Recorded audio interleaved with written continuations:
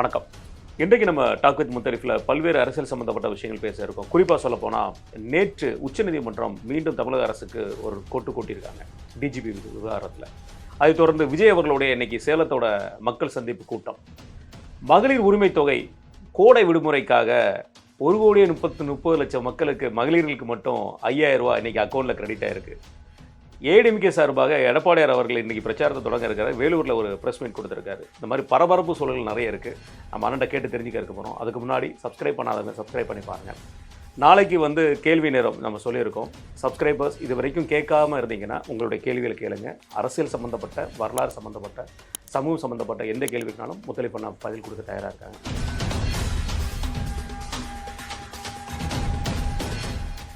அண்ணா வணக்கம். வணக்கம். ஆனால் நேற்று உச்சநீதிமன்றத்தில் இந்த டிஜிபி விவகாரம், நம்ம தெலுங்கானாவை பற்றி போன வாரம் தான் பேசியிருந்தோம். யூஜிசிக்கு இந்த மாதிரி ஒரு விஷயங்களை போட்டிருந்தாங்க. நீங்கள் கோர்ட் அணுகலாம்னு சொல்லி போட்டிருந்தாங்க. நம்ம மக்கள் அப்போ சுதாரிப்பான்னு பார்த்தா அப்பவும் விட்டுட்டாங்க. நேற்று ஒரு பெரிய கோட்டு கூட்டியிருக்காங்க. எப்படி பார்க்குறீங்க? தெலுங்கானாலையும் இதுதான், இது யூபிஎஸ்சி தான். யூபிஎஸ்சி யூஜிசி வேற இது. Okay, UPSC. Sorry UPSC. நீங்கள் யூபிஎஸ்சி நினச்சிட்டு தான் யூஜிசின்னு சொல்லியிருப்பீங்க. அப்போ யூபிஎஸ்சி நீங்கள் பேனர் ரெடி பண்ணி அம்புலன்னா வந்துடுங்க, நாங்கள் பார்த்துக்குறோன்ற அளவுக்கு அன்றைக்கி சொன்னாங்க. சொல்லிவிட்டாங்க. இதில் போயிட்டு இவங்க டெக்னிக்கலாக இவரை உட்கார வைக்கல, அவரை உட்கார வைக்கலன்னா சரி ரைட்டு, அப்புறம் உட்கார வைக்காமல் எதுக்கு நீங்கள் பேனல் ரெடி பண்ணீங்க அப்படின்ட்டு புது பேனல் அனுப்புங்க, ரெடி பண்ணுங்க. அந்த பேனலுக்கு ஒரு 2 வாரம் டைம், 1 வாரம் தான். என்னத்த 11 பேர் இருக்கிறாங்க, அவங்கள அனுப்புறதுக்கு என்ன 2 வாரம் அனுப்புங்க அப்படின்னு. மிலாட் யார், வில்சன், இந்த மனுதாரருக்கு மேலே ஏகப்பட்ட வழக்கு இருக்குது, அதெல்லாம் விடுங்க, இது சொல்லுங்கள். பழைய கதை தான். வழக்கு இருக்குன்னா கொலை கேஸ் இந்த மாதிரி இருந்தால் பரவாயில்ல. அரசியல் ரீதியான வழக்கு மனுதாரருக்கு அரசியல் ரீதியாக இருக்கும். அது என்ன நீங்கள் அதை போய் அங்கே போய் சொல்கிறது, அந்த வழக்கு தான் விசாரணை நடந்தது, வழக்கு நடக்குது, அப்புறம் என்ன இது 1 வாரத்தில் சொல்லணும், நீங்கள் 2 வாரத்தில் அனுப்பணுன்ட்டாங்க. எப்படி பார்த்தாலும் தேர்தல் ஆணையத்துக்கு கீழே வந்துடும்னு நினைக்கிறேன் இந்த இது போகிறதுன்றது. இப்போது இதில் என்னென்னா, தொடர்ச்சியாக அந்த பேனல் ஒரு டிஜிபினா 10 பேர் 15 பேர் இருப்பாங்க. தலைமை DGP HOPF, head of the police force. எல்லா டிஜிபிகளுக்கும், காவல்துறையில் இருக்க எல்லா பிரிவுகளுக்கும் அவர் தான் தலைவர். அதாவது முதல்வர், உள்துறை செயலர், டிஜி, அதாவது ஹெச்ஓபிஎஃப். இதில் ஹெச்ஓபிஎஃப் தேர்ந்தெடுக்கிறதுக்கு தான் உச்சநீதிமன்றம் பல்வேறு வழிமுறைகளை உத்தரவாக போட்டிருந்தது. இதில் எது மீறினாலும் கோர்ட்டு கண்டெம்ட்டு. ஆனால் எல்லாத்தையும் நாங்கள் மீறுவோம். எனக்கு என்னென்னு எப்படி ஒரு ஹெச்ஓபிஎஃப் யார், சங்கர்ஜிவால் இருந்தார். ஆமாம். அவர் பதவி காலம் முடிவதற்கு 3 மாதத்துக்கு முன்பாகவே பேனலை அனுப்பணும். இது அடுத்த ஹெச்ஓபிஎஃப்க்கான தகுதி உள்ளவர்கள் 30 ஆண்டு ஐபிஎஸ்சில் 30 ஆண்டு சர்வீஸ் பண்ணாலும் அவங்க டிஜிபி ஆகிருப்பாங்க. அதனால் டிஜிபிகள்னு வச்சுக்குவோம். எத்தனை டிஜிபிகளுக்காலும் அவங்களுடைய பட்டியல் அதில் ஸ்டேட்லேயே கழிக்கிற மாதிரி இருக்கும். இப்போ பிரமோத் குமார் அவர் டிஜிபி இப்போ தான் ஆனார்.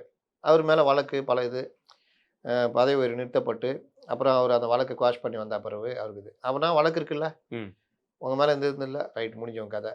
அதை சஸ்பெண்ட் ஆகிருக்கீங்க, இல்லை லஞ்சம் ஏதாவது ஒன்று அதில் கட்டாயிடுவாங்க. ஏன் வருமான வரி கணக்கை ஒழுங்காக தாக்கல் பண்ணால் கூட போயிடும். ராதாகிருஷ்ணன் சொல்லிட்டு இந்த கோர்ட்டு கலவரம் நடந்தப்போ கமிஷனர் வந்தார். ஆமாம், இது நம்ம டிஎம்கே ஆட்சியில் நடந்தது. சென்னை கமிஷனர். அவரை எப்படி தூக்குனாங்கன்னா கணக்கு வழக்கம் ஒழுங்காக காட்டல. இவ்வளோ நெருக்கடி. ஆமாம், நீங்கள் பின்ன எடுத்துக்காட்டாக இருக்கணும், இதுவாக இருக்கணும். இது இல்லாமல் இந்த மாதிரி இருக்கிற ஒரு 10 பேர் இருக்கிறாங்க, 2 பேர் கழிச்சானே 8 பேர். இந்த பேனலை தலைமைச் செயலர், அப்போ இருக்கிற தலைமை டிஜிபி எல்லாம் உட்காந்து ரெடி பண்ணி அனுப்புவாங்க. அது அங்கே போவோம். அங்கே பரிசீலிக்கும் போதும் இங்கேருந்து கூப்பிட்ருவாங்க. கூப்பிட்டுட்டு எல்லாத்தையும் வச்சு அவங்க ஒரு எஸ்ஆர் லிஸ்ட் வச்சுருப்பாங்க.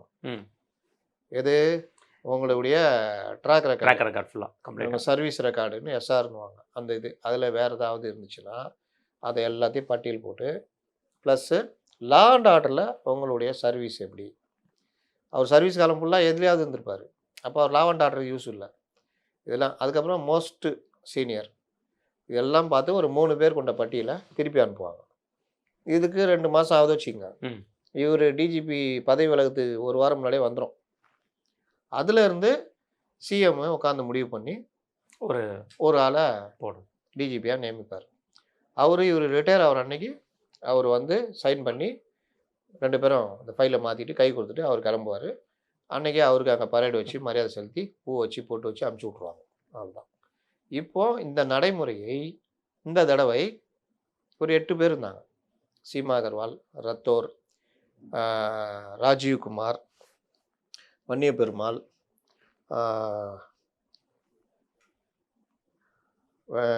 மகேஷ்குமார் வன்னிய பெருமாள், இந்த மாதிரி ஒரு 7-8 பேர் மட்டும் இருந்தாங்க. சில பேர் வந்து அந்த 6 மாதம் லிஸ்ட்டில் வரல. ஆமாம். அந்த பேனலில் போகிறதுக்கு தகுதி என்னென்னா குறைந்தபட்சம் 6 மாதம் அவங்களுக்கு சர்வீஸ் இருக்கணும். Minimum service. மேக்ஸிமம் எவ்வளோ வேணா இருக்கட்டும்.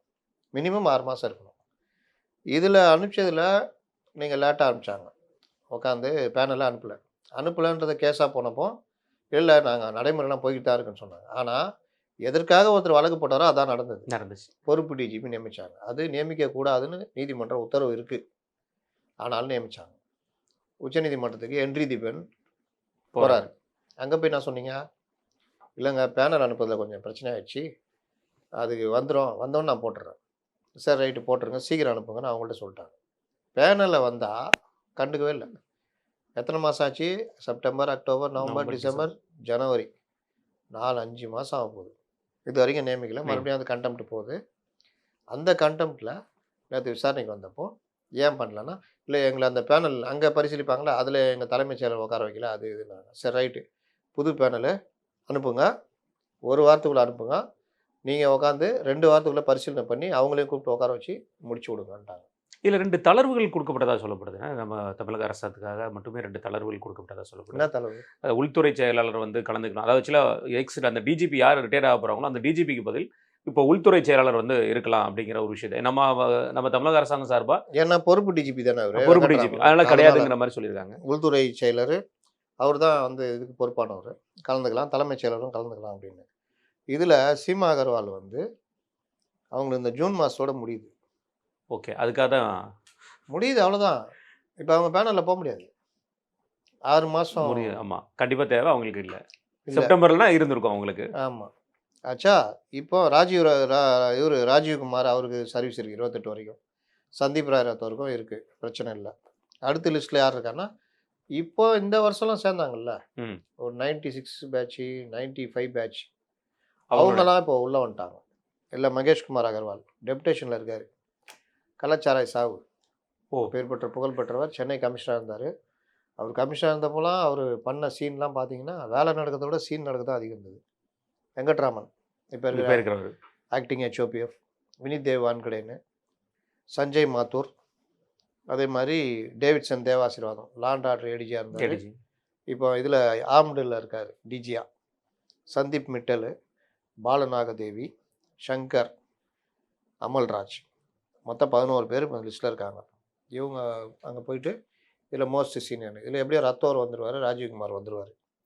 2 பேருமே இல்லாட்டி கூடுதலாக இவங்க யாராவது சொல்லி அவங்க வர வைக்கலாம்னா ஜூனியர்களை பெரும்பாலும் கணக்கில் எடுத்துக்க மாட்டாங்க. ஏன்னா அவங்க அடுத்தடுத்து அவங்களுக்கு இருக்கும். அதனால் சீனியரில் தான் எடுத்துக்குவாங்க. இது இப்போ ஒரு வாரம் ஆகும்னா இந்த வாரம் போயிடுச்சு வச்சுக்கோங்க, இந்த வாரம் கடைசி.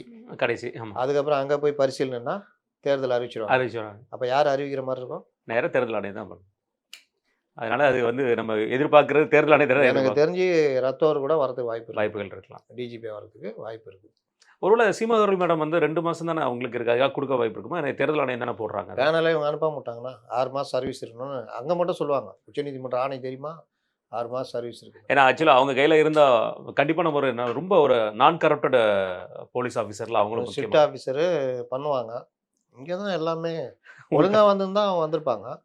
எல்லாமே என்னன்னு தெரியல. இப்போ இதுக்கப்புறம் என்ன நடக்க போகுதுன்னு தெரியல. இந்த பேனலில் அவங்க கொண்டு வராங்களா, பழைய இதை கணக்கை வச்சு ஏன்னா தள்ளி போனதுனால கொண்டு வர வாய்ப்பு இருக்கா அப்படின்னு. இல்லை அது நேரத்தே அந்த மனுதாரர் பேசியிருக்கணும். எதுவுமே இதாகல. கண்டிப்பாக. இதை தொடர்ந்து விஜய் அவர்களுடைய மக்கள் சந்திப்பு சேலத்தில் அவர் பேச்சில் ஆரம்பித்ததுலேருந்து முடிவு வரைக்கும் நமக்கு தெரிஞ்சது தற்புகழ்ச்சி. ஃபுல்லாகவே அவரை பற்றி பேசுகிறது, அவர் ரசிகர்களை பற்றி பேசுகிறது, நாங்கள் தான் எல்லாமே அப்படிங்கிற மாதிரி விஷயங்களை பேசிகிட்டே இருக்கார். கொஞ்சம் கொஞ்சமாக அதை பற்றி பேசும்போது முதல்ல ஒரு கேள்வி என்னென்னா, கடைசி அவர் கேட்கப்பட்டது மக்கள் விரும்பும் விஜய் வேணுமா, மக்கள் விரோத அரசு ஸ்டாலின் வேணுமா அப்படிங்கிற மாதிரி ஒரு கேள்வி கேட்டார். அவங்க எல்லோரும் விஜய் தானே சொல்லுவாங்க, கீழே உள்ளவங்க கூட்டம் வந்து அதுதானே கதம் கதம் முடிஞ்சு போச்சு கிளம்புங்கப்பா அப்படிங்கிற மாதிரி. என்ன இந்த பேச்சை இப்படியா நம்ம கேட்க வேண்டிய சூழ்நிலை இருக்குது? என்ன மாதிரியான அரசியல் பேச்சுண்ணே இது பார்க்குறது? அதாவது நம்ம பல பேரை பார்த்துருப்போம். அதாவது கலைஞர் அவர்கள் பேச்சை கேட்டிருக்கோம், எம்ஜிஆர் அவர்கள் பேச்சை கேட்டிருக்கோம், அண்ணா அவர்கள் பேச்சில் நாங்கள் கேட்க முடியல. அந்த யூடியூப்ல பார்க்கும்போது கேட்டிருக்கோம். அந்த அளவுக்கு நடையெல்லாம் தேவையில்லை. லோக்கலா பேசும்போது கூட ஒரு அரசியல் தெரியணும் நமக்கு. இன்னைக்கு அட்லீஸ்ட் லேட்டஸ்டா வந்தோம்னா விஜயகாந்த் எடுத்துக்கங்க, விஜயகாந்த் அவரோட அரசியல். எல்லாத்தையும் பிரேமலதா எடுத்துங்க, குடும்ப இல்லத்தரசி தானே அவங்க. ஆமா, இவர் கூட இருந்து தானே ட்ரைனிங் ஆனாங்க. இன்னைக்கு எல்லா அரசியலும் பேசுவாங்களா அவங்க? பேசுவாங்க. இது என்ன மாதிரி அரசியல்னே இது? எந்த மாதிரியும் கிடையாது. மக்களுக்கு பிரச்சனையை கூட எழுதி வச்சு தான் படிக்கிறாரு. ஆமா, புது மாதிரி. மக்களுக்கு என்ன பிரச்சனைன்னு இருக்குது இவர் எழுது. நான் அடிக்கடி சொல்லுவேன், நீ என்ன கூட்டம் கூட்டினாலும் அந்த கூட்டத்தில் என்ன இருக்குன்னா தற்புகழ்ச்சி, ரெண்டாவது ஒரு பந்தா, மக்கள் நம்மளை முடிவு பண்ணிட்டாங்க அது இதுன்னு சுய புகழ்ச்சி பந்தா இது. மூணாவது தன்னிலை விளக்கம், என்ன இப்படி சொல்கிறாங்க, நம்ம இப்படியா, நம்ம எல்லாரையும் சேர்த்துறது, எல்லாத்தையும் சேர்த்துக்கிறது. ஏன்னா இவர் தான் 8 கோடி வீட்லேங்கிறாரு. ஆமா. எனக்கு தெரியாமல் கேட்குறேனே, அவர் படம் ரிலீஸ் ஆகி நம்ம அந்த வெள்ளிக்கிழமை எப்போ ரிலீஸ் ஆகும், வெள்ளி சனி நேரம் 3 நாள் கூட்டம் இருக்கும். திங்கக்கிழமை மதியானம் போனால் ஆள் இருக்காதானே? 8 கோடி பேர் உட்காந்து பார்த்தோம்னா அந்த இதுக்கே 4 நாள் ஆள் இருக்கணும்ல. வரணும். அது ஒன்று 8 கோடி பேர்கிட்ட அதே வேலைக்கு விற்பீங்களான்னு கேட்குறேன். விற்க வாய்ப்பு இருக்குமா? நீங்கள் 8 கோடி பேருக்கு பங்கு பிரித்து கொடுக்க தேவையில்ல. அதே வேலைக்கு டிக்கெட் விற்பீங்களா? நேர்மை எருமை கருமைன்றீங்க. நான் வந்தால் ஓட்டுக்கு பணம் தர மாட்டேன்றீங்க. நல்ல விஷயங்க, பாராட்டக்கூடிய உண்மையிலேயே பாராட்டணும். அந்த மாதிரி அவர் பண்ணுறாருன்னா உண்மையிலே தலைவணங்கி ஏற்றுக்கணும். ஆனால் தேட்டரில் டிக்கெட் விற்கிறது, first day first show, special show, ஒரு அங்கே ஒன்வேயாக இருக்குமோ, கொடுக்க மாட்டேன் வாங்க மட்டும் செய்வாங்க கட்சியாக இருக்கலாம் மேபி. தேர்தலுக்கு பணம் கொடுக்க மாட்டேன்னா இவர்கள் எல்லாரும் அந்த உறுதிமொழியை எல்லாரும் கடைப்பிடிப்பாங்களா? அதை வச்சு நான் கடைப்பிடிப்பாரா? நம்மால் ஃபண்டுக்கு அழைச்சிக்கிட்டு இருக்காரு அருண்ராஜ், அவர் கடைப்பிடிப்பாரா?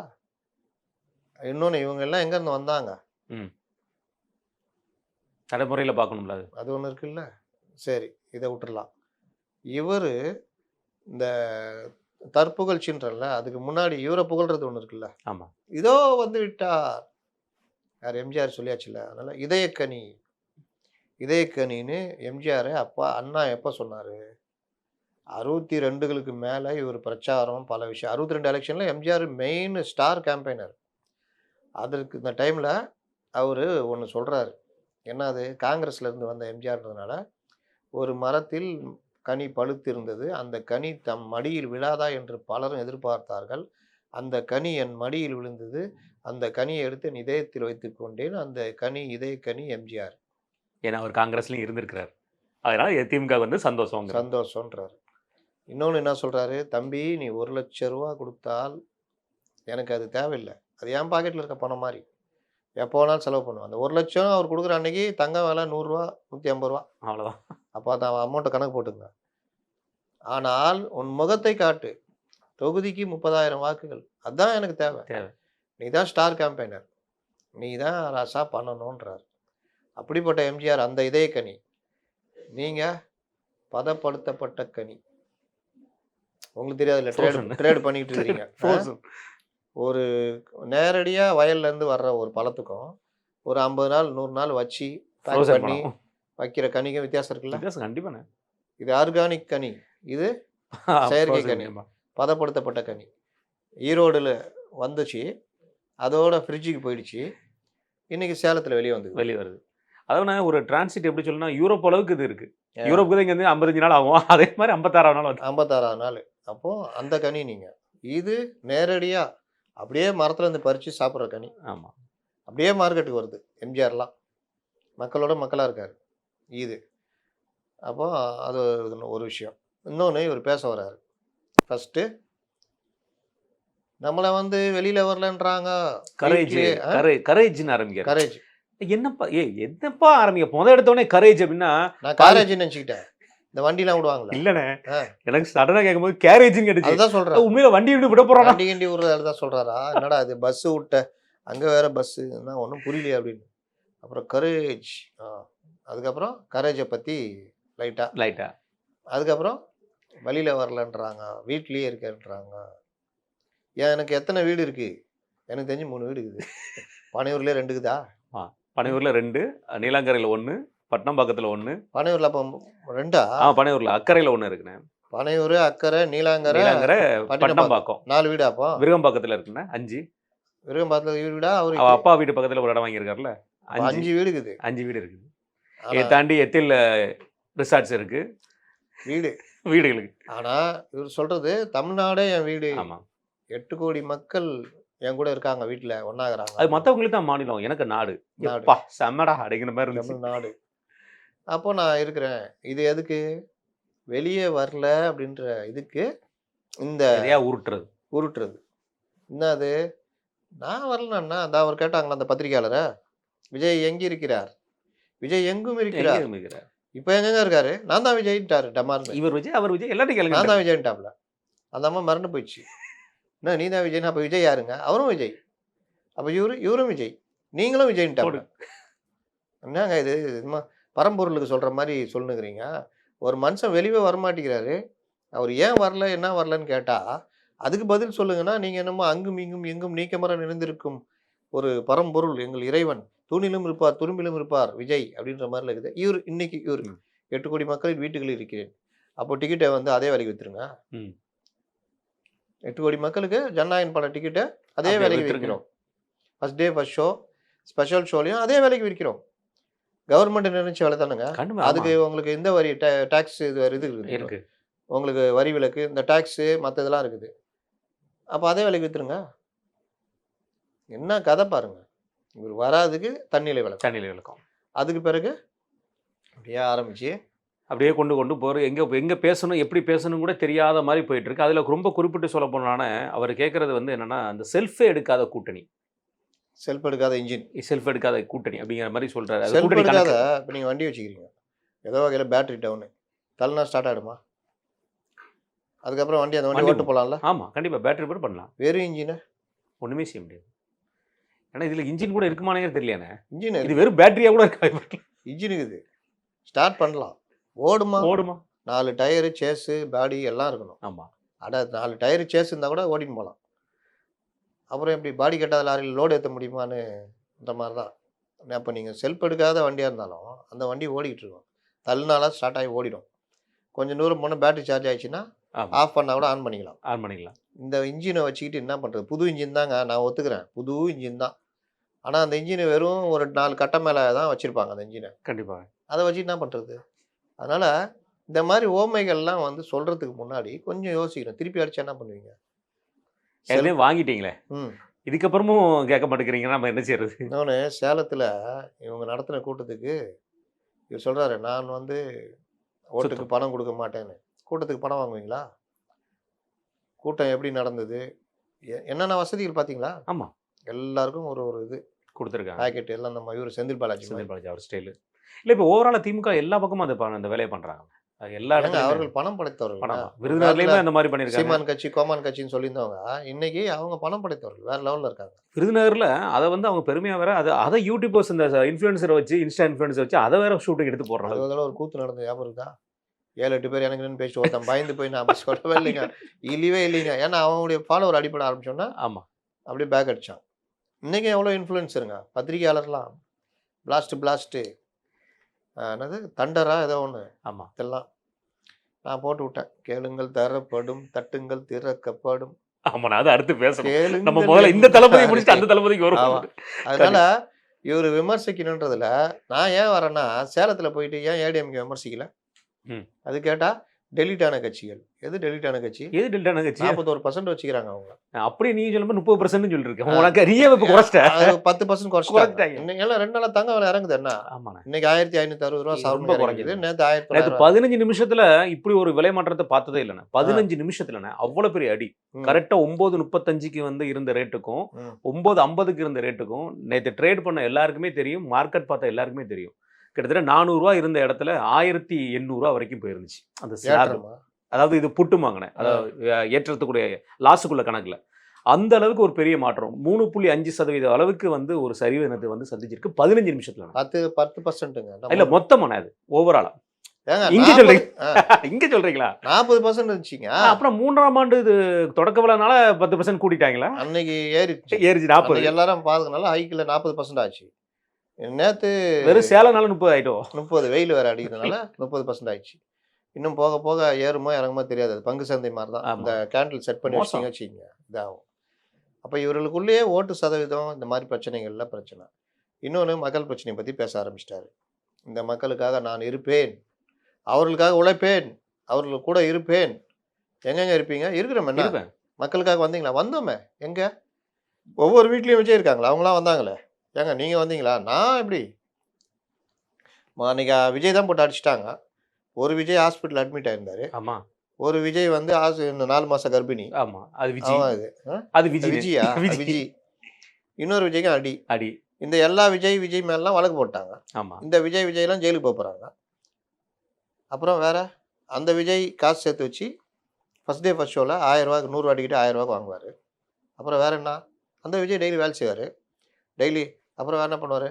பழனி கோயில்ல போய் பாட்டு போடுவாரு. உங்கள் விஜய்ன்னு. நீங்க ஒரு தலைவன் பேச வேண்டிய பேச்சா? நான் அதான் வீடியோ கேட்க வந்தேன். பார்க்குறேன். அந்த கேள்வி நான் தான் கேட்க வந்தேனே. பணம் குடுப்பாங்க, வாங்கிக்கோங்க. வாங்கிக்கோங்கன்னு சொல்றது பிரச்சனை இல்ல. அது அண்ணன் எல்லாரும் விஜயகாந்த் அவர்களும் சொல்லியிருக்காங்க. எல்லாரும் சொல்றாங்க. வைகோ அவர்களும் சொல்லியிருக்காங்க. மக்கள்கிட்ட மைண்ட் வந்துச்சு. அந்த வருஷம் பூரா mindset. சம்பாதிக்கிற கொடுக்கல கொடு. பணம் குடுக்கலன்னு ஸ்ட்ரைக் பண்ண ஆளுக்கெல்லாம் நம்ம Strike பார்த்துட்டோம் புதுக்கோட்டையில. அத வாங்கிட்டு அவங்க காதுல நீங்க விசில ஊதி சொல்லுங்கன்னு சொல்லி ரைட் ஓகே. ஒரு தலைவருங்கிற முறையில அந்த அவங்க ஜெனரேஷன இது பண்றாரு. செவிலே ஊதுங்கன்னு சொல்லி இவரே வந்து அந்த மாதிரியான விமர்சனங்கள பேசும்போது எப்படி பார்க்குறாங்க? ஒன்றும் கஷ்டப்பட வேணாம். ரூ. 100 டிக்கெட்ட ரூ. 1000 ரூ. 1000 விக்கும்போது அதே விசில அவங்க செவுல்ல ஊதுங்க. ஊதணும். அவ்வளோதான். அவ்வளோதான். ஏன்னா நேர்மை, எருமை, கருமைன்றீங்களே. எங்க இருக்கு? ஜனநாயகம் ரிலீஸ் ஆகும்ல. ஆமா. அன்னைக்கு கூடுதல் விலைக்கு யாரும் விற்கக்கூடாது. கண்டிப்பா. அப்படி விற்றால் அது புசியானதே இருந்தாலும் அவங்க செவுல்லே விசில ஊதுங்கன்னு சொல்லுங்க. வேலை முடிஞ்சிடும். முடிஞ்சது. இல்ல இந்த மாதிரியான இவங்க பேசக்கூடிய விஷயங்கள்ல அதுக்கு அடுத்து பார்த்தீங்கன்னா, உறுதிமொழி ஒண்ணு எடுக்கிறேன்னாரு. அது என்னென்ன பேசுறது? அதாவது ஊழல் ஆட்சிய குப்பையில தூக்கி போட போறாங்க உங்க ஆட்சிய அப்படிங்கிற மாரி சொல்றாரு. போன தடவ 3ஆம் ஆண்டு தொடக்க விழாலயும் உறுதிமொழி எடுத்தாரு. இந்த முறை கைய கொஞ்சம் தூக்கி வச்சுட்டார் போல இருக்கு. அதையும் ஒரு உறுதிமொழி. கீழ எங்க ராணுவ ஓட்டு? வீரர்கள் இருக்காங்கல்ல.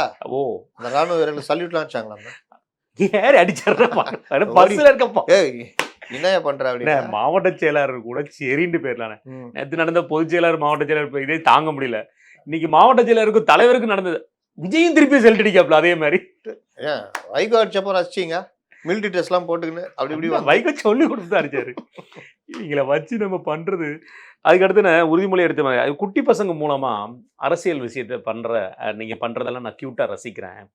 ஆனா அதை கண்டினியூ பண்ணுங்க. உங்க வீட்டுல இருக்க சித்தப்பா, பெரியப்பா அப்படி வரிசையா தாத்தா, பாட்டி வரைக்கும் எல்லாரையும் சொல்லி விஜய் அவர்களுக்கு எல்லா காதலையும் விசில போதுங்களா? எல்லாரும் விசில போட சொல்லுங்க, ஓட்டு போட சொல்லுங்க அப்படிங்கிற மாதிரி அவர் சொல்றாரு.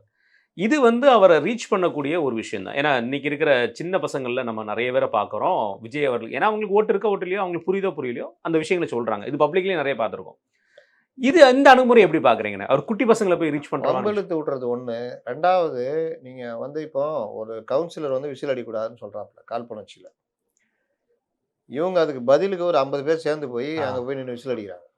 நீங்க ஜனங்க கடுப்பாகும். ஆமா. விசில் அடிக்க என்ன ஆகும்னா கடுப்பாகும். டென்ஷன் ஆயிரும். டென்ஷன் ஆகும். கோயிலில் போய் அடிக்கிறது, பாட்டை போடுறது, இந்த மாதிரி ஒவ்வொரு இது. அப்புறம் பின்னாடி இருந்து கத்துறாங்கல்ல டிவிக்கேன்னு. அதுலேயே ரொம்ப பேர் கடுப்பாகிறாங்க. இவர் அதை பண்ணுங்கன்றார். அப்போ விஜய் அண்ணாவே சொல்லிட்டாரு, இனிமேல் வச்சு செய்யறோம். இனிமேல் நம்ம வச்சு செய்வோம்ட்டு எல்லா இடத்துலையும் போய் கத்திக்கிட்டு என்ன பிரச்சனை வரும்னா இதில் சில இடங்கள்ல அவர்களே வழக்கில் மாற்றுற மாதிரிலாம் வந்துடும். இப்போ அந்த பையன் பாட்டு போட்டான்ல, ஆமா, அவன் மேலே வழக்கு வரும். கண்டிப்பா இருக்குண்ணே. அது இந்த அறநிலைத்துறை கீழே உள்ள கோயில். இந்த அறநிலைத்துறை பெரிய கோயில். ஏகப்பட்ட விமர்சனங்கள் வர பப்ளிக் நியூஸஸ்ல வரும். இந்த அமைப்புகளோட விஷயங்கள் வரும். அப்போ இந்த மாதிரி ஆர்வ கோளாறு தரத்தை நம்ம இப்படி பண்ணக்கூடாது. செங்கோட்டையன் ஒரே ஒரு நாள் சொன்னார், அவரை ஓரம் போட்டாங்க போல. அதனால் இந்த மாதிரி விஷயங்களை பண்ணாதீங்கன்னு சொல்லணும். நம்மளுடைய நோக்கம் நம்ம சின்னத்தை ஒவ்வொரு மக்களுடைய இதயங்களை கொண்டு போய் சேர்க்கணும். நம்ம சின்ன விசில்ன்றதுக்காக எல்லா இடத்துலையும் விசில் அடிச்சிங்கன்னா அது வந்து பொதுமக்களுடைய எதிர்ப்பு சம்பாதிக்கிற மாதிரி இருக்கும். அவர்கள் வந்து நம்மளை ஏற்றுக்கிற மாதிரி நம்ம கொண்டு போகணும் தான் ஒரு தலைவர் பேசணும். எனக்கு என்னன்னு பேசுகிறாரு. இல்லை, அதுக்கடுத்து நான் அவர் பேசின ஒரு விஷயம் வந்து பார்த்தீங்கன்னா பொலிட்டிக்கல் மேட்டர் இது ஒன்று மட்டும் தான் நான் சொல்ல வரேன் அப்படின்னு சொன்னார். என்னப்போ பெருசாக பேச போகிறாருன்னு பார்த்தா வெறுப்பு அரசியல் உண்மையிலருக்கு நம்ம இங்கே வரல. யார் மேலேயும் வன்மத்திலேயே நம்ம கட்சி ஆரம்பிக்கல. அதை தாண்டி நம்ம ஏதாவது வந்து நம்ம கட்சியை ஒழிக்கிறதுக்கும் எந்த கட்சியை ஒழிக்கிறதுக்கும் நம்ம வரல அப்படிங்கிற சொல்லியிருக்கு சொல்கிறாரு. நல்ல விஷயம் தான், பரவாயில்ல, பாராட்டக்கூடியது. ஆனால் வந்ததுலேருந்து தீய சக்தி டிஎம்கே, தூய சக்தி தாவேக்காக்கு தான் போட்டிங்கிற மாதிரி விஷயத்தை சொல்கிறாங்க. இதில் இன்னொன்று சொல்லும்போது அவர் சொல்கிறாரு, இந்த நம்மளை வந்து அனுபவம் இருக்கான்னு கேட்குறாங்க. எங்களுக்கு அனுபவம் இதெல்லாம் தண்ணீரை விளக்கும். இது யாரும் புரியலண்ணா. இதில் அவர் கொள்ளையடிக்கிற அனுபவம் சரி, அது விமர்சனம் பண்ணுங்க, ரைட். இதை தாண்டி உங்களுக்கு என்ன கொம்பு முளைச்சிட்டா அப்படின்னு கேட்குறது என்னது? கொள்ளையடிக்கிறது கொம்பு முளைக்கிறது மாதிரி கொண்டு வராரா? அப்படிதான் எழுதி கொடுத்தவங்க தானே கேட்கணும். அவரை கேட்டா இல்லை அனுபவம் இல்லைன்னு இதெல்லாம் தண்ணியில் விளக்குன்ற அனுபவம் இல்லைன்னு சொல்கிறாங்க. உங்களுக்கு கொள்ளை அனுபவம் இருக்குது, அந்த அனுபவம் எங்களுக்கு தேவையில்லை. சரிங்க, மற்ற விஷயத்தில் நீங்கள் என்ன அனுபவம் பெற்றீர்கள்னு கேட்குறேன். தேர்தலை நாளைக்கு வச்சுட்டு இன்னைக்கு போய் சர்வே எடுத்து தகராறு பண்ணி அது ஒரு பிரச்சனையாக மாறுது. அதெல்லாம் செய்யாதீங்கன்னு சொல்லணும். ம். சர்வே எடுக்கிறதுக்குன்னா சாம்பிள் டீம் தனியாக அனுப்புங்க. அவங்க போய் எடுக்க போகிறாங்க. பத்திரிகையாளரா இல்லை வேறு ஏதோ ஒரு வகையில் போய் எடுக்க போகிறாங்க. சர்வே டீம்லாம் அப்படி தானே எடுக்குது. ஆமா. கட்சிக்காரனை துண்டு மாட்டிக்கிட்டு ஒவ்வொரு வீட்லேயும் போய் எடுக்க சொன்னால் இது வந்து இதெல்லாம் செய்யாதீங்கன்னு சொல்லணும்ல. 2வது இவர் நான் உழைக்கிறேன், மக்களோட நிற்பேன் அப்படின்லாம் பேசுகிறாரு. இன்னை வரைக்கும் நடைமுறை என்ன? ஈரோடுக்கு அப்புறம் இன்னைக்கு தான் வெளியே வர்றாரு. வெளியே வராது. அதுவும் பொது நிகழ்ச்சின்னு சொல்கிறாங்க. அது பொதுமக்கள் நிகழ்ச்சியாவே இல்லையே. கிடையாது. 5000 பேர் கட்சிக்காரங்களை கூப்பிட்டு உட்கார வச்சு அவங்க முன்னாடி பேசுகிறாரு. இதில் பொதுமக்கள்கிட்ட பேசுகிற மாதிரி பேசுகிறாரு. அப்போ உழைக்கிறேன் அவங்களுக்கு இது பண்ணுறேன்னா, நீங்கள் இன்னைக்கு காலையில் 5000 ரூபா முதல்வர் அறிவிச்சதுக்கு ஒரு ட்வீட் பண்ணியிருக்கீங்க. ம். நீங்கள் பண்ணீங்களா? ஏன்னா நீங்க ரன்னிங்ல இருந்தீங்க. ரன்னிங்லேயே இருக்கட்டுங்க, அதாங்க ஈஸி. ஆ. ஏங்க நம்ம எங்கே போ நடந்துக்கிட்டே கூட ட்வீட் பண்ணுறோம். ஆமா. ரன்னிங்லேயே இருக்கீங்க பண்ணுறீங்க. அப்போ அதோடைய நாலேஜ் உங்களுக்கு யோசிச்சிருப்பீங்கல்ல. ஆமா. நாடு யாருன்னா அதானே முதல்ல பேசணும், முதல்ல பேசணும். எங்கே பேசுனீங்க? அப்போ இந்த இது போட்டது யாரோ அதை படிக்க கூட இல்லை. நீங்கள் இங்கே வந்துட்டு எழுதி கொடுத்தத அப்படியே காப்பி பண்ணி காத்து வேற சதி பண்ணிச்சு. நீங்கள் ரொம்ப பேப்பர்லாம் பறந்துட்டு இருக்கோம். நல்ல வேலை. அதுக்கும் போட்டாங்கண்ணே தம்ப்லைனு. ம். பேச்சை பாதியில் நிறுத்திய விஜய், திணறிய விஜய் அப்படிங்கிற மாதிரி போட்டாங்க. என்னடே உள்ள போய் பார்த்தா இதை தான் போட்டிருக்காங்க. அவர் பேப்பர் காத்துல பறந்து போடுறது. பேப்பர் காற்றுல பறந்து இதாகிடுச்சு. அப்புறம் அந்த கூட இருக்கிறவரு எந்த பக்கம் தெரியல. அதுதான் கொடுமை. எந்த பக்கம் தெரியல. பேப்பரை பாதுகாக்க இவரை பாதுகாக்கிறத விட்டு பேப்பரை பாதுகாக்கிறது போய் அவருக்கு பிடிச்சிட்டு நின்றுந்தாரு. அப்புறம் அவர் பார்த்தாரு ஒரு கட்டத்தில் எடுத்து கையில் அதை எடுத்துட்டாரு. ஏன் இது ஒரு டேப்ல வச்சு பண்ண வேண்டியதுதானே? டெக்னாலஜி அந்த அளவு கூட இல்லையா? இல்லையா? டேப்ல வச்சு எவ்வளவு தூரம் வந்துட்டாங்க. ம். எல்லா தலைவர்களும் இப்போ அதை யூஸ் பண்ண ஆரம்பிச்சிட்டாங்க. அது தப்பு இல்லை. அது நோட்ஸ் எடுத்து பேசுற தவிர ப்ராம்ப்டர் வச்சு பேச வேண்டியதுதானே? இன்னைக்கு ஸ்டாலின் பேசுறாருல, முதல்வர் பேசுறாருல, அப்படி திரும்பி அப்படி திரும்பி அப்படின்னா என்னது? பிரதமரும் அப்படிதான் பேசுவாரு. ஆமா. எல்லாம் ப்ராம்ப்டர் இருக்கும், ஓடிட்டு இருக்கும். உங்களுக்கு தெரியாது, அவங்களுக்கு தெரியும் தானே. இது அதுக்கு கூடவா சிக்கல்? இன்னும் இதை இவங்க மாடர்ன் ஆகல. ஆனால் மற்றவங்களை வந்துட்டு பூமர்னு அது இதுன்னு சொல்லிட்டு இது பண்ணிட்டு இருக்கிறாங்க. இன்னொரு விஷயம் தானே எனக்கு வந்து இவர் மேலே அந்த விமர்சனம் வரும் தெரியாம அவர் வாய் விட்ட வார்த்தை. அடுத்தவங்க ஆரம்பிச்ச கட்சியை வச்சுட்டு இன்னைக்கு நீங்க வந்து இப்போ தலைவராக இருந்துட்டு அதில் இவ்வளோ பெர்சன்டேஜ் இருக்கு, இவ்வளோ ஜெயிச்சிட்டீங்க வச்சுட்டீங்கன்னு சொல்றீங்க. என்ன மாதிரி தனியா ஒரு கட்சி ஆரம்பிச்சு 2 வருஷத்துல 30% வாக்கு இருக்கிற மாதிரி உங்களால் உருவாக்க முடியுமா அப்படின்னு ஒரு சேலஞ்ச் பண்றாரு. திரைப்படத்துல இவர் வந்து அவங்க அப்பா இல்லாம வந்திருப்பாராங்கிற ஒரு கேள்வி நாளைக்கு முளைச்சார். விஜயகாந்த், ரஜினிகாந்த் எல்லாரும் ஏதோ ஒரு இடத்துல இப்போ இவர் எம்ஜிஆர் தூக்கின்னு வந்தார், அண்ணாவை தூக்கின்னு வந்தார். எது நீங்க தூக்கின்னு வந்தீங்க? இத்தனையும் கொள்கை தலைவர்கள் இல்லை. நீங்க நான் தான் அப்படின்ட்டுனா நீங்க தான் இருக்க வேண்டியதுன்னு. கொள்கை தலைவராக காமராஜர், பெரியார், அம்பேத்கர். எதுக்கு எதுக்கு? அம்பேத்கரோட விட்டுருப்பாரு ஆதவ அர்ஜுனா அம்பேத்கர்னு. புக் ரிலீஸ் பண்ணிட்டீங்க, சேர்த்துக்கோங்க இந்த பேரையும். ஒரு அம்பேத்கரையும் கொண்டு வந்து கட்சியில் சேர்த்துட்டாங்க. அப்போ எல்லோரும் என்ன கொள்கையில வர்றாங்க, எப்படி வர்றாங்கன்னு பார்க்கணும். நீங்க காங்கிரஸ் கட்சியே வெள்ளைக்காரன் ஆரம்பிச்ச கட்சி ஹியூம். ஆமா. அது ஒரு மனமகிழ் மன்ற மாதிரி ஆரம்பிச்சது.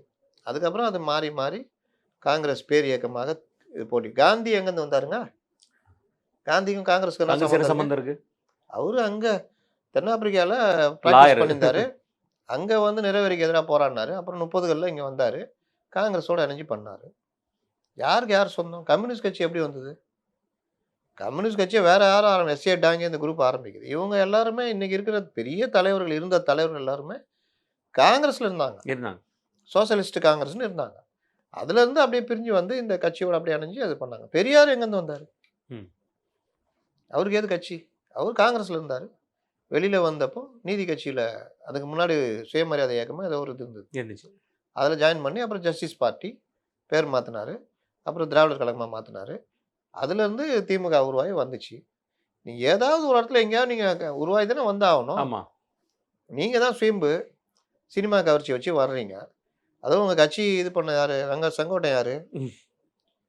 ஆதவர்ஜுனா யார்? சிடி நிர்மல்குமார் யார்? அவங்களாம் சுயமாக ஆரம்பிச்சுட்டு இருந்தாங்களா? எல்லாமே எங்கேயாவது ஒரு புள்ளியில் ஆரம்பிக்கணும், இல்லை எங்கேயாவது அனுபவம் பட்டு தான் வரணும். அப்படி பார்த்தா இவர் வாக்கு சதவீதம் நிரூபிக்கல. வாக்கு சதவீதம் தனியாக ஆரம்பிச்சு கட்சி ஆரம்பிச்சு வாக்கு சதவீதம் நிரூபிச்சு அண்ணன் சீமான் அவர்கள் என்ன சொல்லுவார்? இவர் 8% வாக்குகள் வச்சிருக்க சீமான் அண்ணன். காசுக்கு பணம் ஓட்டுக்கு பணம் கொடுக்காதவர் தான் சீமான் அண்ணன். விஜயகாந்த், சீமான் இவங்கெல்லாம் எடுத்துட்டிங்கன்னா அவங்க தனியாகவே சுயம்புவாக பண்ணிக்கிட்டு இருக்கிறாங்க. ஆமாம். தோல்வி வந்தால் கூட கவலைப்படாமல் பண்ணிகிட்டு இருக்காங்க. நீங்கள் என்ன இது? இன்னொன்று விஜயகாந்த் கட்சியில் கூட விஜயகாந்த் கட்சியிலும் வெளியில இருந்து யாரும் பெருசாக பண்டூட்டி ராமச்சந்திரன் இருந்தாருன்னா அப்புறம் ஒரு சிலர் தான் இருந்திருப்பாங்க. ரொம்ப கம்மி தான்.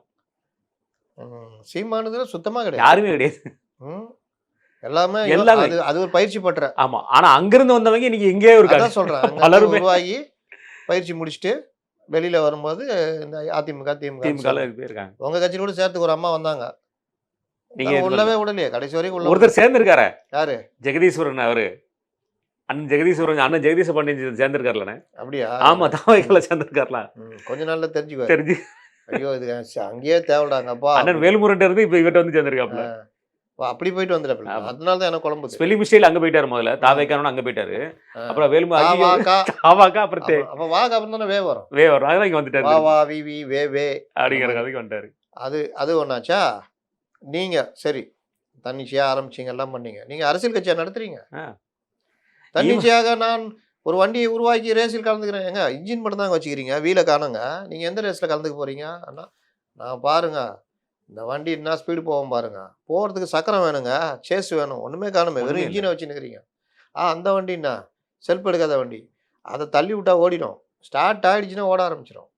நீங்கள் இன்னைக்கு ஏடிஎம்கே விமர்சி விட்டாச்சு. அதுக்கு காரணம்லாம் சொல்லிட்டாப்புல. ஆட்சியில் இல்லாதவர்களே அப்பயே இவ்வளோ நாளாக விமர்சினீங்க. அடி விழுந்தோடனே பிஜேபி விமர்சனத்துக்கு வேறு அதுக்கடுத்து ஒரு கருத்து. அவங்க என்ன இப்போ நாடாளுமன்ற தேர்தல் நடக்குது, சட்டமன்ற தேர்தல் தானே நடக்குது அப்படின்னு அதுக்கு ஒரு கருத்து வேறு. ஆமாம் ஜனநாயகம் வெளியே வரணும்ல. மறுபடியும் பிடிச்சி என்னத்துக்கு கம்முனுரு. இப்போ வரைக்கும் பிரச்சனை முடியல. சர்டிஃபிகேட் கையில் வரட்டும், அத்த கூட்டத்தில் வச்சுக்கலாம் அப்படின்னு சிபிஐ விசாரணை வர இருக்குது. ஆமாம். ஏடிஎம்கே ஏரியா பேசுவீங்களா? அவ்வளோதான். பார்த்திபன் நாங்கள் அரசியல் பாறை உடச்சி கல் வந்துடும். பார்த்திபன் நாங்கள் அரசியல் பண்ண முடியுமா? இப்போவே டிஎம்கே எங்கே போய் பெருசாக ஆடினேன். அப்போ நாங்கள் ஏன் அவர் அட்டாக் பண்ணோம்? அப்போ ஏன் அன்றைக்கி அட்டாக் பண்ணீங்க? அதுவும் திமுக வார்த்தைகளில் பேசுனீங்க. இல்லைண்ணே, முதல்வருக்கு அவுட் ஆஃப் கண்ட்ரோல் வந்து டெல்லியிலுக்கு அவுட் ஆஃப் கண்ட்ரோல் இல்லைன்னு முதல்வர் சொல்கிறாரு அப்படின்னு சொல்லிட்டு இவர் சொல்கிறாரு. அவுட் ஆஃப் கண்ட்ரோல் உங்கள்கிட்ட சட்ட ஒழுங்கு, பெண்கள் பாதுகாப்புன்னு வரிசையாக பேசுகிறாரு. நல்ல விஷயம். அதெல்லாம் பாராட்டக்கூடிய விஷயம் தான். ஆனால் அதில் இப்போ சட்ட ஒழுங்குனா மொத்தத்தில் சட்ட ஒழுங்கு சரியில்லை அப்படின்னு சொல்லி சொல்கிறது அவ்வளோதான். அது டெம்ப்ளேட்டு, அதுக்கு பேர் தான் டெம்ப்ளேட்டு. எப்படி இந்த இடத்துல இப்படி பிரச்சனை இருக்குது? சேலத்தில் எவ்வளோ பிரச்சனைகள் இருக்குது? அதெல்லாம் பேச மாட்டோம். அப்படியே டெம்ப்ளேட் வசனம். சட்ட ஒழுங்கு சரியில்லை, பெண்களுக்கு பாதுகாப்பு இல்லை, போதையில் தள்ளாடுகிறது தமிழகம், குடிநீர் பிரச்சனை, வேலையில்லா திண்டாட்டம், இவர்கள் போடணும். நீங்கள் நாளைக்கு போயிட்டு ஏன்பா என்னப்பா பேசினாரா? என்ன பேசினாரு? வேலையில்லா திண்டாட்டம் சொன்னார் என்ன? ஓ சரி. செவிலியர் போராட்டம் நடத்தினாங்கன்னு சொன்னார். அப்படியா? பெண்கள் குழந்தைகள் பாதுகாப்பு இல்லைன்னு சொன்னார். அப்புறம் அந்த டாஸ்மார்க், அதான் மது போதையில் தள்ளாடும் தமிழகம். ஒன்று மட்டும் தெரியுதுண்ணே, விஜய் ஆதரிச்சு பேசுறதா ஈஸின்னு நினைக்கிறேன். டெம்ப்ளேட் இருக்கு, இதை பாரு சொல்லிட்டாரு பாருப்பா, நீயே சொல்லுப்பான்னு. விஜய் ஏன் பேட்டி கொடுக்க மாட்டேன், நீங்கள் ஏன் பேட்டி கொடுக்க மாட்டேங்கிறீங்க? ஏங்க விஜய் ஏன் பேட்டி, நீங்கள் ஏன் பேட்டி கொடுக்க மாட்டீங்க? முடிஞ்சது. நான் வந்தால் கொடுப்பேன், அவ்வளோதான். நீங்கள் கொடுக்குறீங்களா? கொடுக்குறீங்க, அவ்வளோதான். விஜய் நீங்கள் தான் விஜய். உங்களுக்குள்ள தானே விஜய் இருக்காரு, உங்களிலும் இருக்கிறார், என்னையும் இருக்கிறார், அவ்வளோதான். அப்போ விஜய் சொத்தை ஏதாவது எழுதி வைங்க. அதெல்லாம் கிடையாது. இல்லை, அநாகரிக அரசியல் பேசுறதுக்கு நம்ம வரலன்னு சொல்லி விக்ரவாண்டி மாநாட்டிலேருந்து பேசிட்டு வர விஷயத்தில் இன்னைக்கு கூட ஒரு அநாகரிக அரசியல் பேசுகிற மாதிரி பேசியிருக்காரு. முதல்வர் அவர்கள் சொல்கிற அதே வார்த்தையை வச்சு, பொய்யிலே பிறந்து பொய்யிலே வளர்ந்த புலவர் பெருமானே நீங்கள் இல்லை, புலுவர் பெருமானே அப்படிங்கிற ஒரு வார்த்தையை சொல்லியிருக்காரு. நம்மளும் வந்து தமிழ் அதிகாரத்துலலாம் தேடி பார்த்தாச்சு, இந்த புலுவருங்கிற வார்த்தை எங்கேயுமே இல்லை. புலுகர், அது புலுகருங்கிற வார்த்தையை சொல்கிறார். இது என்ன மாதிரியான அநாகரிக அரசியல்? ஏன்னா இவங்க அதை ஃபாலோ பண்ணி இன்னைக்கு ஃபுல்லாக அதை தான் ட்ரெண்ட் ஆக்குவாங்க. ஆமாம், புலுகர் ஸ்டாலின். இது ஒரு முதலமைச்சருக்கு எதிராக வந்து அவர் புலுவர்னு சொன்னாரா புலுகர்னு சொன்னாரா? புலுவர் தான் சொன்னார். புலுவர் தான் சொன்னார். நீங்க தான் காப்பாத்தீங்களா? காப்பாற்றி விட்றேன், புலுகர்னு சொல்லுங்க. ஏற்கனவே உங்களுக்கு லா வரல. ஏன்னா தமிழ்நாட்டில் மாற்றங்கள் வரணும், அந்த கட்சிக்குள்ளே வரணும்னா முதல்ல லா வரணும். ஆமாம், லா கரெக்டாக வந்தால் தான் எல்லா மாற்றங்களும் வரும். அப்புறம் வந்து நம்ம ஆதவ அர்ஜுனா பார்த்து பேச சொல்லணும். ஆமாம், அவர் ரொம்ப ஒண்டி கூப்பிட்றாரு, அது பண்ணுறாரு, இது பண்ணுறாரு, பெரிய பிரச்சனை. மூணாவது புஷி ஆனந்த பேட்டி கொடுக்க வைக்கணும். அது முடியாதுண்ணே. அந்த கல்லூரி படம் மாதிரி ஆயிடுச்சு பார்த்தீங்களா? அது என்னண்ணே சொல்கிறாருல, உட்காருங்க, உங்களை தாங்க சொல்கிறார், நீங்கள் உட்காருங்க. ஏங்க பேட்டி கொடுக்க சொல்கிறாருல, கொடுங்க. அதாவது பரவாயில்ல, சாயந்தரம் திருப்பி வந்து பார்க்க வரும்போது அண்ணன் ட்ராக் ஷூட் போட்டு வந்துருந்தானே. ஆமாம், தொப்பி கொடுத்துட்டாங்க, மஞ்சள் தொப்பி, அட்டென்ஷன் எல்லாம். செங்கோட்டையன் அப்படியே பார்க்காரு, டேய் என்னடா ட்ராக் போட்டு உங்க கூடலாம் அரசியல் பண்ண வச்சுட்டியாடாப்பா அப்படின்னு சொல்லி நடிச்சிட்டு. அவருக்கு தொப்பி போடல, அவர் போட்டார். அவர் தான் முதல்ல போட்டு எல்லாருக்கும் போட்டு விட்டாரு. அப்படியா? அதில் வேற பேட்டி கொடுக்கல, நீயா நான் போட்டி வேற. அது வேற. ஆதவ அர்ஜுன் பேசும்போது அப்படியே பார்த்துட்டு இருந்தார் செங்கோட்டையன், இந்த இடத்துல தம்பி மாட்டிக்கோன்னு சொல்லிட்டு பட்டுன்னு உள்ள போட்டுட்டாப்ல. ஆமா, கரெக்டாக அந்த விஷயத்தை அனுமதி கேட்கிறோம், அனுமதி கொடுத்திருக்கிறோம், அரசு பண்ணுமா அதுவா இதுவா. இன்னொன்று இவர் திரும்ப திரும்ப சொல்றாரு, நான் வரல, இது பண்ணா எஸ்ஓபி அதெல்லாம் சொல்லிட்டு பர்மிஷன் தர மாட்டேன்னாங்களா? நீங்கள் பொதுக்கூட்டம் நடத்துறது உங்களுக்கு யாருங்க தடுக்க போறா? எங்கள் வாட்டில் பொதுக்கூட்டம் நடத்திட்டு போகலாமே. இப்போ எங்கே பிரச்சனை வருது, இந்த மாதிரி உள்ளரங்க கூட்டம்னு சொல்லிக்கிட்டு இந்த மாதிரி 400 பேர் இல்ல 5000 இன்றைக்கு கூட ஒருத்தர் இறந்திருக்காரு. நம்ம அது கூட நம்ம இது தெரிவிக்காம இருந்தோம். ஆமா. இன்னைக்கு கூட ஒருத்தர் இறந்திருக்காரு. ஒரு இளைஞர் இறந்திருக்காருன்னு சொல்றாங்க. ஆம்புலன்ஸ் இருந்துச்சுன்னு சொன்னீங்க. வந்தது 5000 பேருன்னு சொன்னீங்க. இத கூட பார்க்க முடியலன்னா என்ன செய்யறது? ஏங்க நான் காலையிலேயே போட்டேன். இவர்கள் வந்து இந்த மேற்கூரை போடாம உச்சி வெயில்ல கூட்டம் நடத்துறத கஷ்டம். விடமாட்டாங்களா இவங்கன்னு கேட்டேன். குறைந்தபட்சம் சும்மா ஒரு இப்படி போட்டிருந்தாலே உங்களுக்கு எந்த பாதிப்பும் இருக்காது. இந்த வெயில் கொஞ்சம் உள்ள இறங்குறது இருக்கும். கொஞ்சம் கூலா இருக்கும். அது அட்லீஸ்ட் தண்ணி கிண்ணியாவது அடிக்கலாம். இந்த ஃபயர் இன்ஜின வச்சுட்டு ஆமா. தண்ணி கிண்ணி அடிச்சா கூட கொஞ்சம் அந்த இது ஹீட்டு குறையும். எதுவுமே பண்ணாம ஆம்புலன்ஸ நிப்பாட்டி வச்சா, ஹீட் ஸ்ட்ரோக்லயே ஒரு பையன் போயிட்டான். அங்கன்னா டீஹைட்ரேஷன் ஆயிருக்கும். ஆமா. கண்டிப்பா ஆயிரும் நானு. எல்லாம் குடுத்தும், இத தான் நான் திரும்ப திரும்ப சொல்றேன். இந்த மாரி நிக்க வைக்கிறது, இப்ப உச்சி வெயில்ல பண்றது, இதெல்லாம் வந்து எல்லாருக்கும் ஒத்து வராது. இன்னைக்கு ஒருத்தர் இறந்து போயிட்டார்ல, இப்போ வந்து இதைய எடுத்துட்டு அவங்க பெருசா பேசுவாங்களா? இப்ப அவருக்கும் ரூ. 20,00,000 குடுக்கணும். அந்த குடுக்கணும். ஃபேமிலி குடுக்கணும்ல. ஆமா. ஆதவ் என்ன பண்ணுவாருன்னு தெரியல. குடுத்து அந்த ஃபேமிலி போய் பார்க்கணும். நாங்க இருக்கிறோம். அப்படிதானே வரும். ஆமா. நீ தானே சொல்றப்ப. உங்க வீட்ல இருக்கிறேன், உங்க வீட்ல இருக்கிறேன்னு சொல்லிட்டு ஒருத்தர் இன்னைக்கு இறந்துட்டாரு. உயிரிழந்திருக்காரு. இந்த மாரி விஷயங்கள தவிர்க்கணும்ன்றேன். கண்டிப்பாண்ணே. இவர் அதுவும் வர்றது பேசுனதுல வெயில் காலங்க. ஆமா. எல்லா கட்சிகளுமே எல்லா சொல்றேன். கட்சியிலும் ஆமா. இல்ல இவர் பேசுனதுலேன ஒரு குறிப்பிட்ட வசனம் சொல்லி சொன்னது வந்து பாராட்டப்பட்ட ஒரு விஷயம். என்னன்னா மொத்தத்திலேயே நம்ம பார்க்காம ஒரு விஷயத்த மட்டும் பாராட்டுறது என்னன்னா, அவரோட பொலிட்டிக்கல் என்ட்ரி அந்த மாநாட்டுல சொன்னது, கூட்டணி சம்பந்தப்பட்ட விஷயம் சொன்னா, இன்னைக்கு எல்லார்ட்டயுமே அந்த பங்குங்கிற விஷயம் வந்து பரபரப்பா பேசப்படுது அப்படிங்கிற ஒரு விஷயத்த சொல்றாரு. ஆமா. அந்த இது கிளப்பி விட்டு செட் ஆஃப் கிரியேட் பண்ணிட்டார். அந்த கிரவுண்ட கிரியேட் பண்ணி குடுத்திருக்காரு. ஆனா அது நடக்க போறது இல்ல. ஆனா பட் அந்த கிரவுண்ட கிரியேட் பண்ணி குடுத்திருக்காரு. இன்னைக்கு முதல்வர் வந்து அதுக்காக அழுதுட்டு இருக்காரு அப்படிங்கிற ஒரு வார்த்தையும் சொல்லியிருக்காரு. இந்த வார்த்தைய எப்படி பார்க்குறீங்க? அல வச்சு அட்லீஸ்ட் ஒரு விஷயத்துக்காக பாராட்டணும்ல. அல வச்சுக்கிட்டு இருக்கிறாங்க. அளவு ஏன்னா காங்கிரஸுக்கு இன்னைக்கு நான் தான் சொன்னேன்ல, ஒரு பஸ் இருந்தா கஷ்டம். ஆமா. இன்னொரு பஸ் ரெடியா இருக்கும்போது இங்க நாங்க சண்டை தான் போடுவோம். இன்னைக்கு காங்கிரஸ் அந்த வேலைய பண்ணிட்டு இருக்குது. அட்லீஸ்ட் இவங்கள பூச்சாண்டி மாரி காமிச்சியாவது அங்க சீட் அதிகப்படுத்துற வேலைய பண்றாங்க. என்ன கேட்டா நேத்து நான் சொன்ன மாரி, காங்கிரஸ் இந்த தடவ துணிஞ்சு முடிவெடுத்தா, இந்த தடவ தோல்வினாலும் அடுத்தடுத்து அடுத்து வெற்றி கிடைக்கும். நீங்க அடுத்த இடத்துக்கு நீங்க பிடிக்க இல்ல ஆரம்பிங்க. உள்ளாட்சி தேர்தல்ல ஒரு பெரிய ரிசல்ட்ட பார்க்கலாம். ஆமா. கண்டிப்பா அது பெரிய இல்லாம ரிசல்ட் எம்பி தேர்தலையும் பார்க்கலாம். ஆமா. இந்த மாரி விஷயங்கள் நகரலாம். காங்கிரஸுக்கு வளர்ச்சி அடையும். தாவேக்கு ஏதாவது தெரியல. நீங்க வளர்ச்சி அடைவீங்க. அத வந்து செய்யறதுக்கு இவருக்கு இப்பவும் தைரியம் கிடையாது. தைரியம் இவங்கலாம் என்ன தைரியம்? இவங்க யார் இவங்க? ஒவ்வொருத்தரும் இன்னைக்கு பாருங்க ரூ. 5000 ஆமா. போட்ட உடனே புகழ்ந்துகிட்டு இருக்கிறாங்க. எல்லாருக்கும் அதாவது ரூ. 5000 போறதுக்கு முன்னாடியே இவங்களுக்கு தகவல். போட்ட இன்ஃபர்மேஷன். உடனே போடணும். அந்த ஆதரவு பத்திரிகையாளர்கள் அவங்க இவங்க எல்லாருமே. இன்னைக்கு என்னோட கேள்வி அதுதானே. அதாவதுண்ணே இன்னைக்கு காலையில எந்திரிச்ச உடனே ரூ. 5000 தமிழக மக்கள் மகளிருக்கு வந்து ஒரு இன்ப ட்ரீட் அப்படின்னு சொல்லிட்டு போட்டு ரூ. 5000 சொல்லி முதல்வர் அவர்கள் போட்டிருக்காங்க. அது என்ன காரணம்னா தேர்தல் வர இருக்கு. ஒருவேளை அந்த இது வந்துச்சு தேர்தலோட ஆப்பரேஷன்ஸ் வந்து ஆரம்பிச்சுன்னா நிப்பாட்டிடுவாங்க. அதுக்காக நாங்க முன்னக்கூட்டியே போட்டுறோம். அப்படி ஒரு தகவல் வந்துச்சு. முன்னக்கூட்டியே போட்டுறோம். அப்படிலாம் சொல்லுங்க. அப்படிதான் சொன்னாப்ல. தடை கொடுக்க பார்த்தாங்க. தடை கொடுத்த முடக்க பார்த்தார்கள். உளவு செய்தி வந்த மாதிரி தான் சொன்னாங்க. அந்த மாரிலாம் பண்ணாங்க. எங்க தடை பண்ண பார்த்தாங்க? எங்க முடக்க பார்த்தாங்க? 2024ல கொடுக்க சொன்னாங்க. வழக்கு இருக்கு. அந்த வழக்குல நீதிமன்றம் தானே அப்படி பார்த்தாலும் நடவடிக்கை எடுக்கும். ஆமா. நீங்க அதுக்கு முன்னாடி குடுக்குறேன்னு முடிவு எடுத்துட்டீங்க. ரைட் உங்க சாமர்த்தியம். அது என்ன அடுத்தவங்கள குற்றம் சாட்டுறது? கொடுச்சு. இவர்கள் முடக்க அவன் யார் முடக்க பார்த்தா? ஆ. இத எடுத்துட்டு சில பத்திரிகையாளர்கள் முடக்க பார்த்தார்கள், அத பார்த்தார்கள். சரி அது ஓகே. ரூ. 5000 குடுத்துட்டீங்க. நானா கூட மிரண்டேன். ரூ. 5000 அது பொங்கலுக்கே 3000 தான் குடுத்தாரு. இப்ப திடீர்னு ரூ. 5000 குடுக்குறாரே.